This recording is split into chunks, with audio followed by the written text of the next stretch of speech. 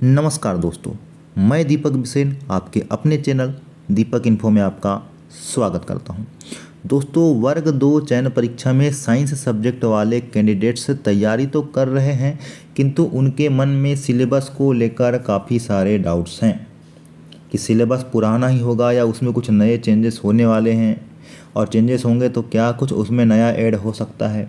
तो आज इस वीडियो में सिलेबस को लेकर आपके जो डाउट्स हैं उसको क्लियर करेंगे और आपके सिलेबस क्या हो सकता है उसका भी संपूर्ण विश्लेषण करेंगे। तो दोस्तों, आपको बता दूं कि पीईबी अपने सिलेबस में बहुत ज़्यादा चेंजेस नहीं करता है, जिसका प्रत्यक्ष उदाहरण आपने रिसेंटली वर्ग 1 की जो चयन परीक्षा थी उसमें देखा, जिसमें 90 से 95% सिलेबस सेम टू सेम था, एज इट इज़ था। तो आपको जो 5% चेंजेस हो सकता है उस पर ज़्यादा ध्यान ना देते हुए 95% पर फोकस करना है, क्योंकि आपका सिलेबस इस 95% पोर्शन को कवर करने से ही होगा। और जो 5% हटेगा या इंक्लूड होगा उसे भी आपने पहले से ज़रूर पढ़ रखा होगा, आप बिल्कुल उससे अनभिज्ञ नहीं होंगे। तो आइए आपका ज़्यादा समय ना लेते हुए आपके सिलेबस का संपूर्ण विश्लेषण करते हैं और जानते हैं कि अभी आपको किस पर ज़्यादा ध्यान देना चाहिए।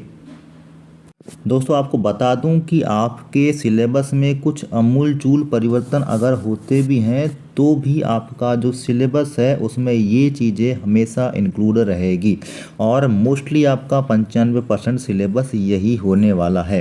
तो आइए हम विषय वस्तु यानी कि कंटेंट की बात करते हैं। तो सबसे पहला टॉपिक आपका है ब्रह्मांड। इस ब्रह्मांड के अंतर्गत आपको तारे, ग्रह, उपग्रह, उल्कापिंड, खगोलीय घटनाएं और इनसे संबंधित जो भी टॉपिक आपके रिलेवेंट बन सकते हैं उनको बहुत ही अच्छे से कवर करना होगा।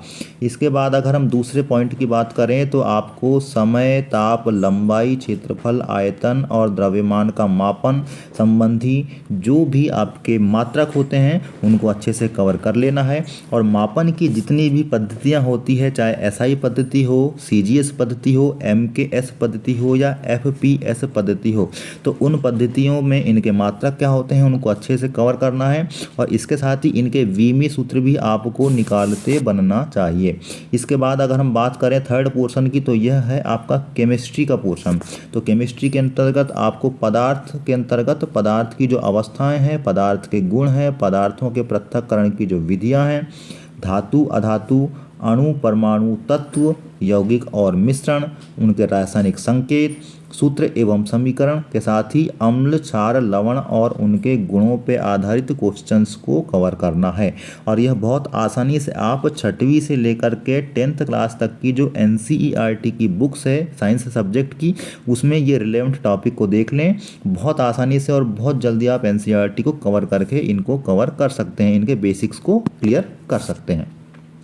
इसके बाद अगर हम चौथे पॉइंट की बात करें तो चौथा पॉइंट आपका भोजन एवं स्वास्थ्य से है, जो कि बहुत ही अच्छा टॉपिक है।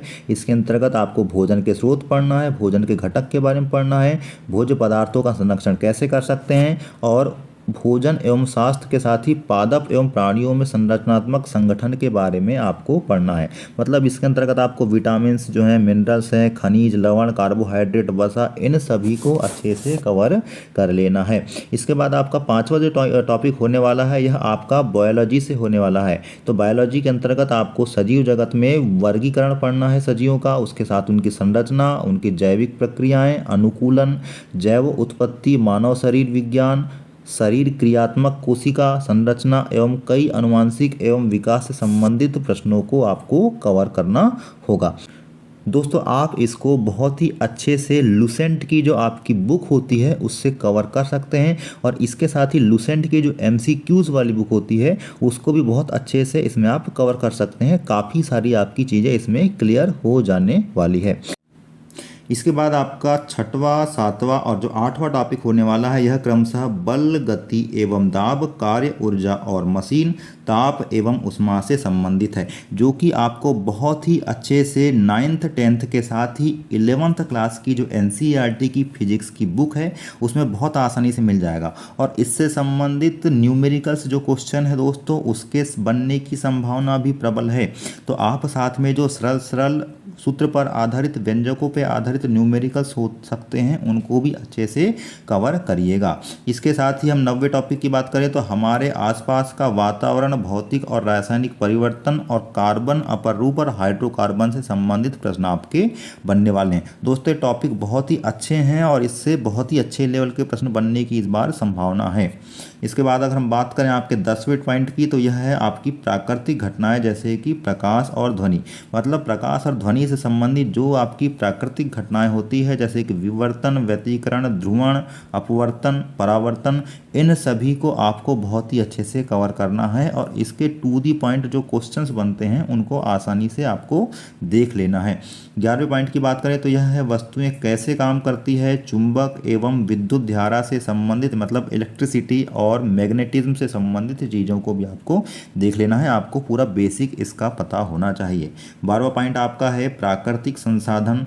13वां पॉइंट आपका है खाद्य उत्पादन और प्रबंधन। मतलब खाद्य उत्पादन और प्रबंधन से संबंधित मतलब चीज़ों के संरक्षण, खाद्य पदार्थों के संरक्षण, उनके रख रखाव से संबंधित आपको टॉपिक्स को कवर करना है। और इसके बाद चौथा मोस्ट IMP टॉपिक जो आपका बनता है वह है पर्यावरण, एनवायरनमेंट। तो पर्यावरण दोस्तों ये बहुत ही वास्ट यानी कि बहुत ही बड़ा सिलेबस हो जाता है। इसके अंतर्गत आपके जितने प्रकार के सम्मेलन हुए हैं, चाहे रामसर सम्मेलन हो, क्योटो प्रोटोकॉल हो या अन्य सम्मेलन की बात करें, महत्वपूर्ण सम्मेलन जो आपके हो सकते हैं, उन सब से संबंधित प्रश्न आपके बन सकते हैं। इसके साथ ही आपके जो पारिस्थितिक तंत्र है, आपके ऊर्जा तंत्र है, खाद्य श्रृंखला है, इन सब पर आधारित आपके प्रश्न बनेंगे। मतलब पर्यावरण के अंतर्गत आपके जो प्राकृतिक मुद्दे हैं और जो वर्तमान में करंट की घटनाएं घट रही है उससे भी प्रश्न बन सकते हैं।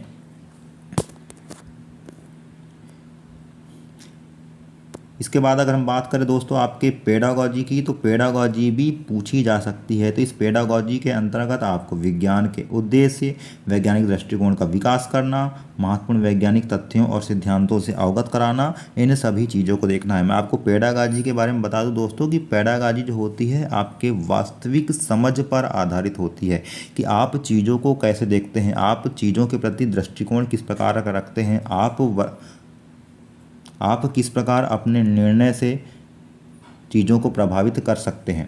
तो इन सभी को आपको देखना है। तो इसके अलावा आपका जो चौथा होगा विज्ञान संबंधी विभिन्न कौशलों का विकास करना, अवलोकन प्रयोग करना और खोज करना, विज्ञान विषय संबंधी नवीनतम जानकारी प्रदान करना और प्रभावी शिक्षण हेतु परिवेश आधारित उपयुक्त शैक्षणिक सहायक सामग्री का निर्माण करना एवं उनका उपयोग करने की क्षमता का विकास करना। मतलब कैसे आप TLM यानी कि टीचिंग लर्निंग मटेरियल के अंतर्गत और उसका अच्छे से उपयोग करके भी अपने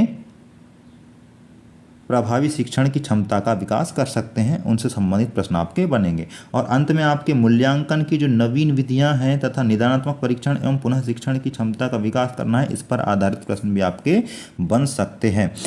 दोस्तों मैं आपको बता दूं कि विज्ञान विषय में पद थोड़े कम ही आते हैं, तो इसलिए आपकी तैयारी इस लेवल पे हो जानी चाहिए कि आप अपना एक पद सिक्योर कर सकें। तो आप निश्चित ही इन टॉपिक्स को अगर गहराई से और डीपली कवर कर लें तो निश्चित है कि आप अधिकतम स्कोर कर पाएंगे। और पिछले बार की तुलना में इस बार सीट्स भी ज़्यादा आना है दोस्तों, तो आपका निश्चित ही सिलेक्शन हो जाएगा। दोस्तों इसी प्रकार की जानकारी और मार्गदर्शन मैं आपको समय समय पर देता रहता हूँ। आप भी मुझे सहयोग करें और मुझे सपोर्ट करने के लिए मेरे चैनल को लाइक, शेयर और सब्सक्राइब जरूर करें। मैं आपसे अंत तक जुड़ा रहूँगा, आप भी मुझसे अंत तक जुड़े रहें। तब तक के लिए नमस्कार।